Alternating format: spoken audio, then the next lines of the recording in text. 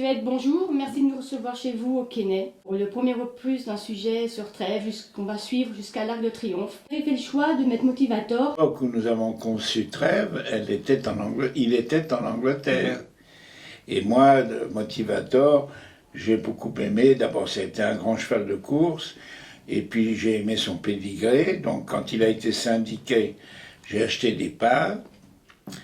Et c'est pour ça que j'ai envoyé la maire de Trèves à Motivator.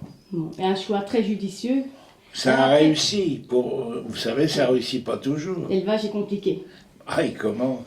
Alors, ça, vous avez eu Trèves. Est-ce que, quand vous avez vu Yorling, est-ce qu'elle se démarquait des autres? On dit souvent que les champions se démarquent des fois. C'est toujours été une bonne pouliche. J'étais très surpris qu'aux ventes, elle n'attire pas plus d'attention parce que sa mère avait déjà donné un bon produit qui s'appelait Trois Rois. Je pense que c'est Motivator qui, à l'époque, n'était pas très bien vu des acheteurs. Vous savez, aux ventes, les gens surtout regardent les étalons. C'est la grande chose.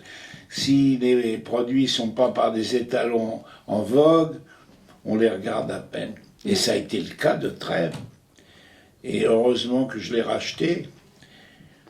Parce que si elle avait monté un petit peu, peut-être je l'aurais laissé partir. On amène les chevaux vendre, c'est pour les vendre, c'est pas pour les ramener chez soi. Oui.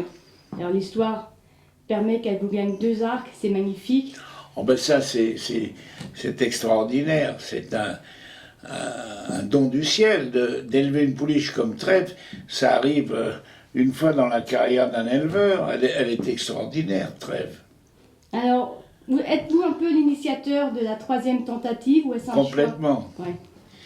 Parce que le propriétaire est venu me voir après l'Arc de Triomphe l'année dernière et voulait l'envoyer à la Saïd du Baoui, qui était à mon avis un bon croisement. Mais moi je lui ai conseillé de la garder à l'entraînement encore un an. Quand on a la chance d'avoir un cheval pareil, on en profite sur le champ de course, pas au haras. Oui. Au haras, Dieu seul sait ce qui va se passer au haras.